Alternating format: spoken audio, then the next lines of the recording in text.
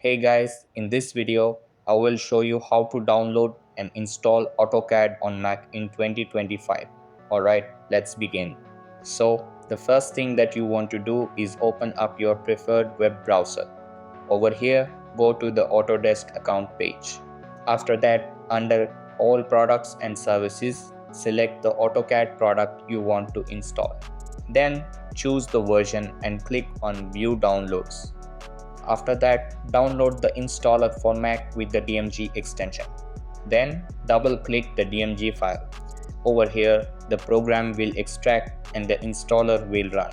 Select the install option and follow the prompts. Click continue and follow the prompts to install. After that, install all available service packs for the version of AutoCAD. Then, for AutoCAD products from versions 2017 and newer, launch the AutoCAD product and select the license type on the Let's Get Started window. For AutoCAD products from versions 2016 and earlier, enter the serial and product key and select the license type. So that's basically how you can download and install AutoCAD on Mac in 2025. And that's it for this video.